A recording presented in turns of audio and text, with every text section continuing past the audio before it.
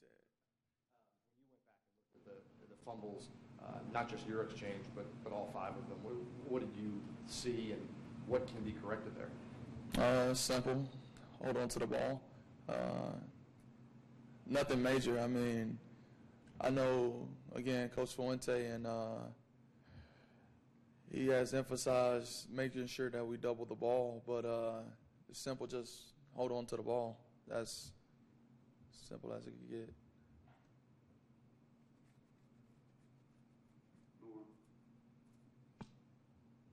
It's not just you losing fumbles. It seems to be a sort of an epidemic. Is there, I know it's as simple as, like you said, just holding on to the ball, but can you guys put a finger on why this is happening so much? Is it just ball security? Is there some bad bounces going on when you do lose the ball? Is it lack of discipline in some way? I mean, you do have every once in a while those occasions where you hold on to the ball and no matter what, the defensive player just puts his head in the right place and the ball comes out.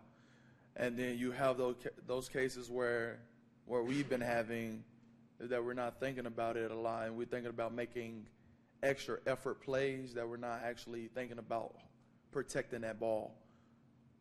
We just have to make a conscious effort to protect the ball more than getting those extra 2 or 3 yards. If that's the case, if that's not the case, then go and get the extra yards. But definitely, we got to make a better effort consciously to protect the ball. Trayvon had a heck of a day for you guys on the ground. As a quarterback, how much does that alleviate the pressure on you? A lot. It keeps me from have to run the ball a lot. It keeps the defense from coming after me a lot because he can carry the ball well. Jerod, you guys mentioned after the game that the practice week just didn't go very well. What was different between the practice week heading up to Tennessee and the week of practice heading into Liberty? I'll say just like any week, you try to seeing the same faces in practice. You try to seeing the same defense, offense. You try to seeing the same person. So we had a different opponent, per se, for as going to play Liberty. I don't know exactly what happened in Tennessee. We all came out flat. I can't really put my finger on it. It was just flat. We didn't have the same urgency that we should have came out with that Tuesday and Wednesday of Tennessee week. Against Liberty, obviously, they put extra guys at the line, and you were able to exploit that with Ford and Hodges. Tennessee seemed like they did the opposite and keyed on. Is that just the way this season's going to go? Teams are just going to pick one thing, and you're going to have to kind of attack the other? Don't know. I will assume how they feel necessary to play us. If they feel like they want to take away certain people, then they're going to do what they need to do. We just game plan against that and attack where they're not at. So if they want to take the running game away, we're going to pass. If they want to take the passing game away, we're going to run. So I know it's week-to-week basis. Jerod, just talk a little bit about, you guys are heading into conference play, first conference game of the season. From an offensive perspective, it's got to be encouraging. Some of the things you guys did against Tennessee, that's got to be good going into conference play. Just talk a little bit about that. About how just going into conference play and just the way the offense will perform going into conference play. Yeah, I mean, we show glimpses of what we can be in the first quarter against Tennessee. Again, just like Coach Fuente always preaches, we got to learn how to even out the highs and the lows. We cannot get too high, and we cannot get too low. And we should expect to do what we do. I mean, we have great talent. We should not expect anything less than what we started off against Tennessee. We should expect that first, second, third, and fourth quarter. But I think we keep this rolling and we keep it on the right track. We should be able to do great things. Jerod, I know coaches usually say 24 hours to celebrate a win or get over a loss. Is there anything you do, process you take to get over a loss and kind of put it behind you?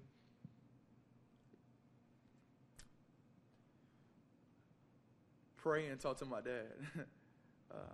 That's how I get over things. I mean, it's hard for me. I don't like losing. I mean, no competitor likes losing. So it's hard for me to get over it, but my dad helps me get over it quicker than usual. I've been through some heartbreaking losses before. A lot of programs talk about their goals being, win the conference title, go to the conference championship game, and then kind of take it from there. How much do you guys talk about winning a division in the ACC, and how important is it to start the ACC with a win? We don't talk about winning ACC often. I mean, that's our goals, obviously, but we don't talk about it often. We always hear constantly win the day, go 1-0. So today we got to win whatever we're doing, whether that's class, whether that's off day, getting your body right, we got to win 1-0. So I don't think a lot of guys looking forward that far ahead to the ACC championship or that, but that is our goals at the end of the day, but we're trying to win 1-0 every single day. Are you winning the press conference today? Hopefully. Have you had a chance to study Boston College at all defensively, and what do you see from them? I haven't got to see them a lot. They do a lot of man, a lot of cover 2 on one side, cover 4 on the other side. So only watched about 30 minutes to an hour of film. Haven't watched that much. Been ripping and running. Jerod, how hard is it to work with different centers? We see this week that Eric Gallo and Kyle Chung are both listed as the starting center. How hard is it for you as a quarterback to be working with 2 different centers throughout the week and potentially in the game? It's kind of difficult, but at the same time, I mean, we get a lot of reps with them, both. So it gets easier once I start getting the feel for both of them. Like once I get a couple of reps with Chung and I get a couple of reps with Eric, I get a feel for both of them and how they snap the ball under center and shotgun. Anybody else for Jerod? All right, we'll let you get to class. Thank you. All right, well, Coach, in about 15 minutes, make sure you get to lunch.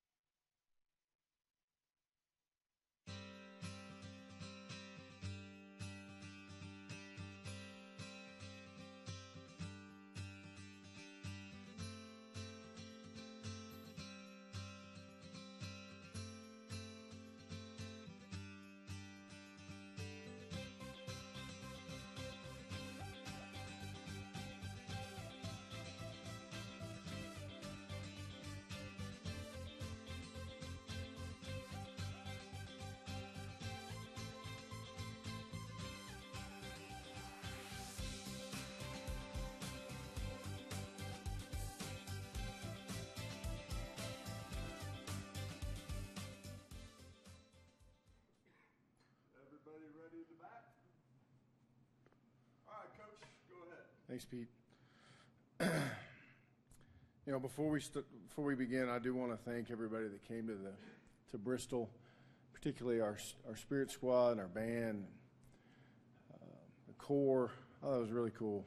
I know they put in a lot of hours. It was long travel to get there and functions and all that kind of stuff, but I thought they did a great job. Obviously, the game didn't turn out the way we wanted it to. I think in retrospect, you can look back and see, obviously, we made plenty of mistakes in all 3 phases of the game that we must get corrected in order to try and have success as we move forward. But I think you can also see that when we do things the right way, it looked pretty good. So that's on us to get fixed as we move forward. We've got a huge challenge in front of us this week. We open conference play at home, Boston College. Much has been made about their defense last year and so far this year, and that is all well-deserved. Fantastic front 7, great back end. We'll have a tremendous challenge Obviously, they've changed things up a little bit offensively. So it's going to be a great challenge for us in all three phases. Our kids are looking forward to it. They had a good workout yesterday, and we're ready to attack the week. Coach, a lot of the players after the game said that the week of practice just wasn't up to what you guys are expecting. Is that something that you noticed throughout the week, and how do you go about fixing that for this week? Yeah, absolutely. I noticed it and pointed it out to them. There's a lot that goes into that, and that's up to us to get fixed. Through our leadership on the team, through our coaching staff, we have to have better preparation. And I wasn't happy with it during the week, and I told those kids that, particularly early in the week.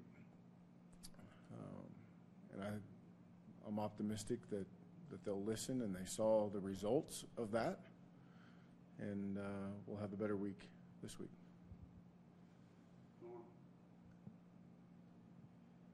Coach, the national historical retention rate for fumbles, for offenses getting fumbles back in the history of college football is 40%. You guys are obviously like 10% at this point. When you watch it on film, is there sort of a theme going on at all? Is there some bad bounces maybe? Is there lack of effort trying to get the ball back? Because if you look at it, 1 out of 10.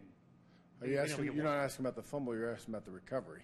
Is that correct? Well, yeah, but I'm just saying 1 out of 10 is really an unusually low number to get back when you drive. I mean, is there something unlucky going on, or is there lack of effort? No, we're fumbling. First of all, I would say we're fumbling the ball too much, which, I say that's a fact, and we must. It's not an option. Get that fixed, and that is a result of several things. One, we have to do a better job technically. Looking at the last two games, and we talked about it with the team yesterday, there's some technical things there that we've got to get cleaned up, some emphasis that we've got to do a better job. And then there's a little bit of toughness and selflessness that goes into holding on to the football that we haven't had. As far as the recoveries, I haven't seen guys standing around. I haven't seen that. I've seen guys earnestly trying to get on top of it, and guys chasing the ball, when the ball's away. So we haven't drawn as much focus on the recovery as we have eliminating the opportunity. Right here. So the offense has definitely shown glimpses, but how do you plan on establishing consistency there? Does that just come with the reps or mentality? What's the key there? Well, that's the goal, right? And when you play against somebody the caliber of Tennessee, with the athletes that they have, there's going to be some give and take in terms of your execution level. They're going to do some things that preclude you from executing because they've got good players and good schemes. My issue is with taking care of the football. I think if we could just do that at a much higher rate, then our consistency will improve and give us better opportunities to be more consistent. Because you're right, there's been flashes of it looking like it's supposed to. And in my opinion, particularly last week, some of our sputtering was, mired in taking care of the football.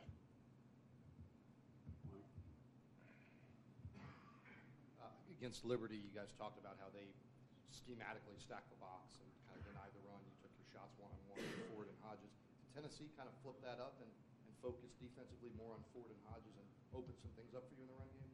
Early in I felt like in general terms, there's exceptions to every rule, every call, all that kind of stuff. But during the game, I feel like in general terms, they tried to play a little bit more too high early and then played a little more one high late with some pressure. And eventually we hurt that. We hurt it a couple times and got penalties. So we couldn't really get them out of it when we were sputtering there kind of in the middle. because of some of our own execution, some of the penalties set us back, but they were on plays that we were hurting them in their one high stuff. And then eventually we got back to executing and hurting them a little bit in one high, and then they went back to kind of mixing it up back and forth. So it was kind of different sections of the game. What was it about Trayvon that kind of got going? You talked about rotating the guys, but he seemed like he found a nice rhythm in the end. Well, he did. He had a nice long run. Isaiah did a good job with the crashing corner into the boundary, got him pinned. We handled the movement up front, and the ball bounced.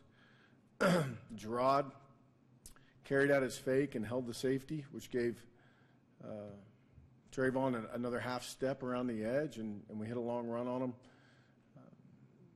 The thing I would say is that's a perfect synopsis of where we're at. That's a really executed play. And then the first drive of the second half, we have another well-executed play. We fumble the football.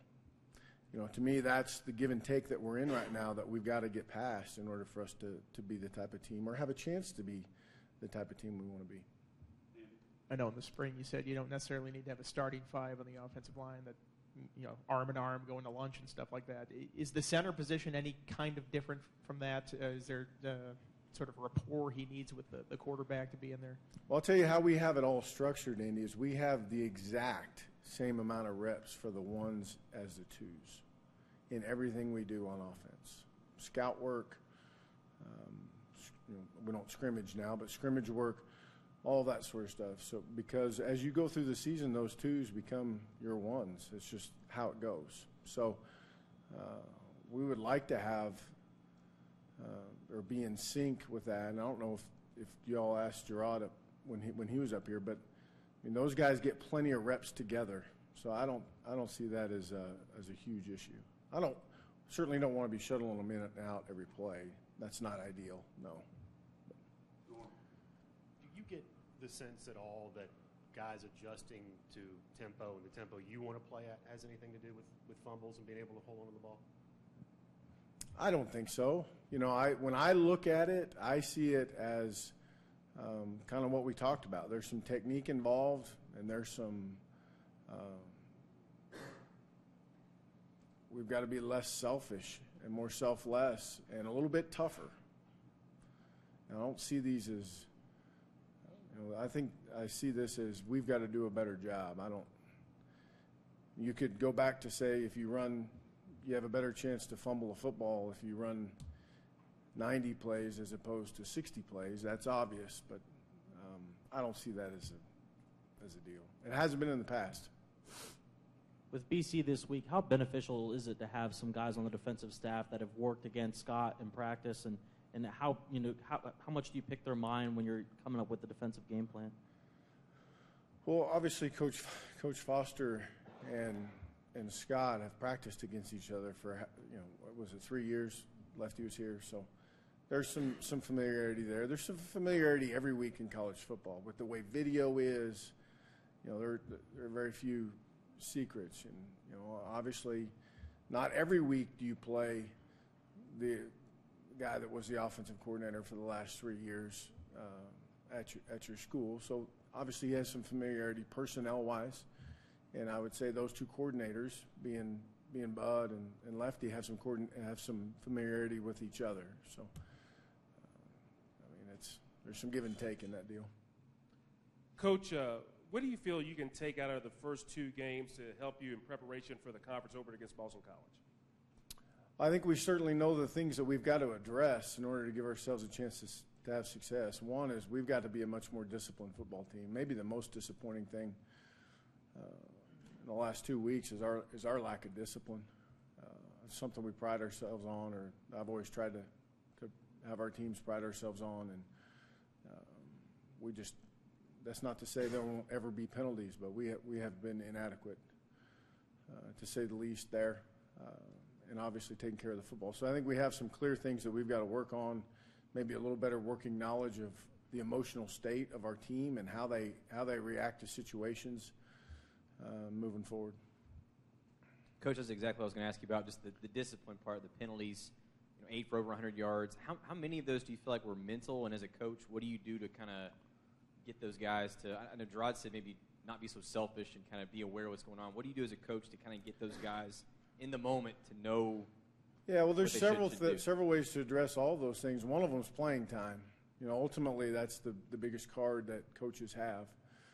Sometimes coaches' hands are tied a little bit with that in terms of depth chart and that sort of stuff. But continuing to teach off of those things, understand why those things happen. When you look back at the film, as there is in every game, there's a couple of them that we turned in that probably weren't great calls, but we certainly had plenty that we should not have had. And a large part of that to me is handling your emotions. It's being able to stay in the moment and play the next play and keep a level head and understand that every action we have affects everybody else on the field. So we addressed it at length yesterday. It's going to be an ongoing thing and something that we're absolutely going to get fixed, much like taking care of the football. Coach, defensively in the ACC, you're top 5 in most of the statistical categories. Are you happy with the play of your defense overall, and is there anything that you and Bud have talked about as far as concerns defensively? Yeah, I've been pleased with the way we've played. I think we've been put in some bad spots, and they've continued to try and respond. We played a pretty athletic squad last week that made tackling difficult at times because of who they were. But yeah, I think we continue to get better and continue to improve. But I like the way we're going. It's just, to me, it's focused on. There's nothing schematically or teaching wise. It's can we create takeaways? Can we take care of the football? And can we be disciplined? If we can do those things, then we'll have a chance. We asked Jerod how he gets over loss. He said prays and talks to his dad. How do you go about getting over loss, or does it linger with you a little bit? Well, the first thing I would say is you can't hang with it. You can't. You have to move on, good or bad. Great win or gut-wrenching defeat, the next game is going to be on you. And in this business, if you can't put it pat behind you, then you're in for some tough times. I mean, we've got a tremendous challenge in front of us on Saturday, and if we're all sitting around thinking about what happened last Saturday on Monday or Tuesday, then we're selling ourselves short. The other thing I would say is, to me, is let's evaluate how we played, win or lose, and let's teach off of that. For instance, we won the first week, not particularly pleased with how we played. Okay, let's teach off of those things and try and get them corrected. We lost this last week. Obviously, plenty of things for us to get corrected. So I try and look at it from a little bit more of a holistic standpoint of what do we need to get fixed to move forward to the next game, whether we won or lost. That doesn't mean that I'm not in the dumps or upset when we lose. I am, because I felt like we should have. We had a great opportunity that we didn't take advantage of. And I'm not taking anything away from Tennessee. We just had a great opportunity that, for whatever reason, we weren't ready to execute it at that level. So that's a long answer to a short question, Andy. But you don't have time to mope. You gotta pick up and get ready to go for the next one. Rewatching the game on Sunday, it seemed like Greg Stroman, the 2 touchdowns he got beat on, his coverage was right there, and maybe it was a size issue. What did you see in terms of his coverage on those plays? Yeah, he's in great position. Got to make a play on the ball. I mean, they're big, fast guys. We'd love for Greg to make the plays in the position to make the play. We just got to go up and get the ball on the ground. What went into the decision to stick with him when you got Adonis back? Adonis is a little bit bigger. Greg obviously played really well week 1. Well, we trust Greg with all our calls. He's a very dependable guy. So, Adonis is still getting better, and I don't say that in any negative light towards Adonis, but Adonis got to keep improving so that we feel comfortable putting him out there more. Coach, special teams have seemed to be an issue. Punting hasn't been the best over the first couple of weeks. You've had a couple punts fumbled off muffs from hitting a blocker. How do you address those issues in practice? Yeah, the very first one. First of all, we've addressed those situations since we started camp. The one in the Liberty game, our guys did exactly what we asked them to do. Greg identified the short punt. Curtis saw him identify it because we asked them to see the punt returner because that's the only way they know where the ball is. He saw him. As soon as he saw him point, he started to peel off, and it nicked him. So the Liberty one was they did what we asked them to do. Last week was poor. You know, we've got to see the returner. Greg's trying to point it out and get over there, and the returner is the one that tells us where the ball is because obviously you can't block your man looking for the ball, and we've got to be better there. All right, thank you. We'll have a couple more student athletes here shortly.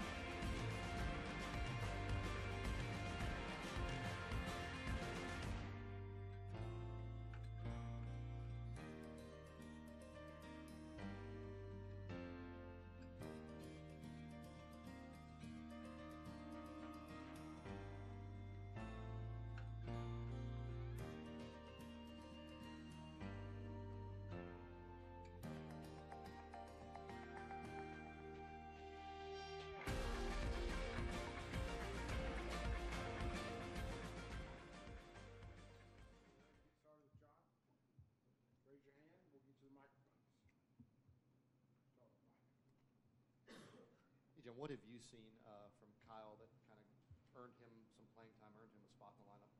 Well, Kyle's been through a lot of stuff. He's been through a lot of injuries and stuff, and we all have been playing well. Like Coach Fuente said earlier, I think today the ones and twos get the same amount of reps in practice, so, you know, the best five will play. Is Kyle somebody that stood out to you even when he was younger as had potential? I know he's dealt with the injuries.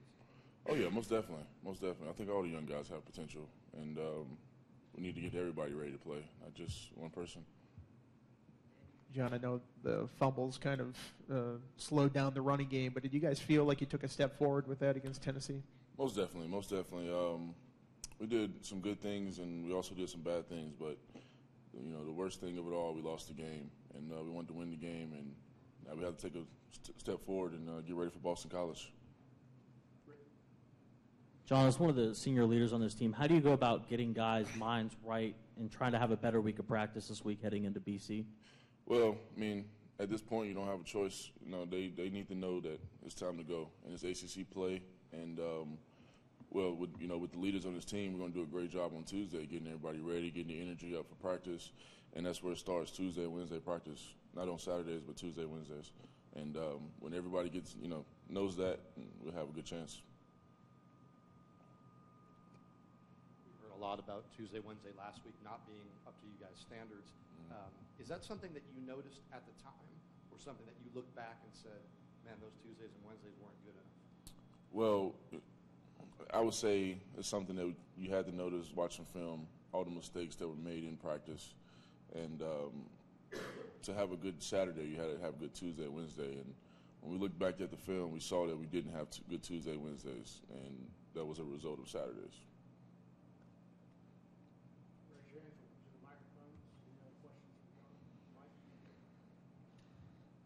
You directly, but as a team, you guys faced Coach Leffler, who was obviously here. What stands out for you from playing for Coach Leffler? As far as? What stands out in terms of what was he like to play for? Well, he was a great coach. Anytime you have a coach in this league, in the ACC, you know that he's going to be a high-quality coach. And Leffler's now at Boston College, and we now have Coach Corn. So it's a new year, new coach. They're very different personalities, and obviously there's lots of ways to coach. How would you describe Coach Cornelson, and how different is he from Coach Leffler? They're both great coaches. I'll say that, and they're both coaching the ACC, so they got good profiles. Anything else? Okay, thank you very much. Appreciate it.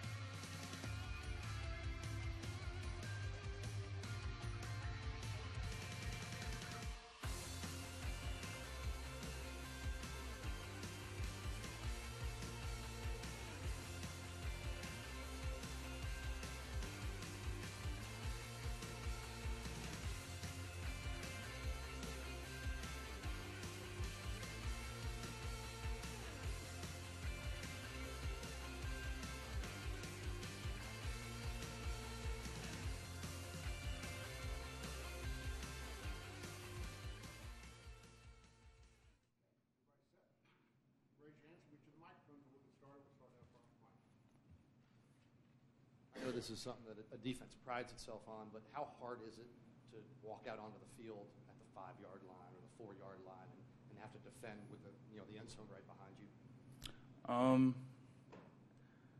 I actually don't really care where the ball is. I mean, we kind of attack it with the mindset like we're going to stop them if they put it on the one. You know what I'm saying? So I just think we just got to do a better job of executing and holding them and doing our part. We've heard a lot about Tuesday, Wednesday practice last week not being very good, not being up to your standards. Was that something you knew on the field Tuesday, Wednesday? Were you thinking, man, this practice isn't very good? Or is it something that when you look back, you said, man, we weren't very sharp Tuesday and Wednesday? Yeah, I definitely felt that throughout the week. It just felt like practice was dead, like we were just all like just going through the motions from the leaders down. So we're trying to do a better job this week of just leading by example and actually like preparing for a game. And I feel like last week we kind of went through it like we were still in camp or something. So I think the guys are more prepared for this weekend and like more ready to attack this game. Heard a few players say that, yeah, guys did recognize the fact that practices weren't going well for whatever reason. Did anybody ever stand up and shout and scream and try to get in people's faces and try to change it, or was it kind of an attitude of maybe something's off, maybe not, maybe you couldn't tell, you know? I mean, I tried to talk to the defense on Tuesday.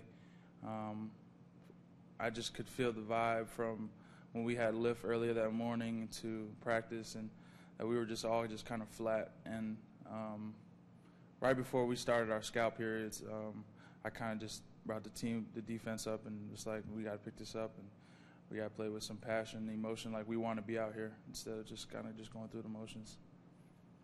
As a defensive unit, how do you guys feel about your play after 2 weeks?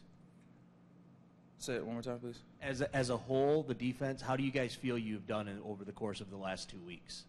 I think we've done really good in some plays, and executing some plays pretty good, but it really comes down to executing play by play, and I feel like we gave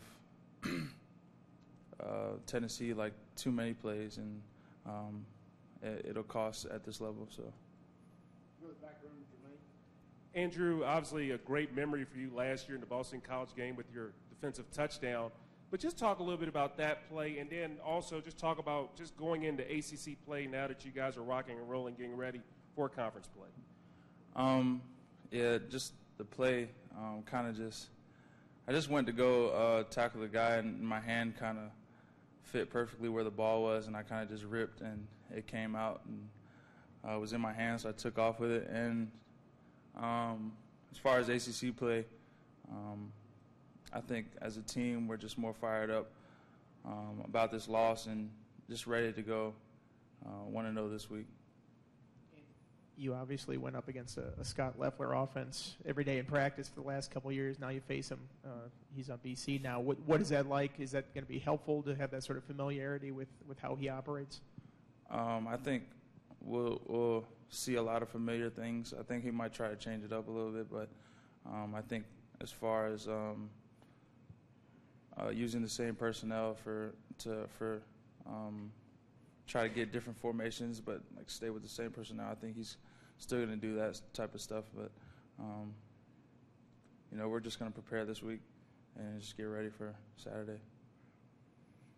How much film of Boston College have you been able to watch so far, and if you have, what has really stood out to you about them offensively? I think I saw some familiar plays that they used to run, but I haven't gotten a chance to really watch a lot of film yet. So. Do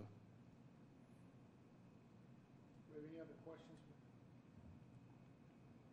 Okay, thank you.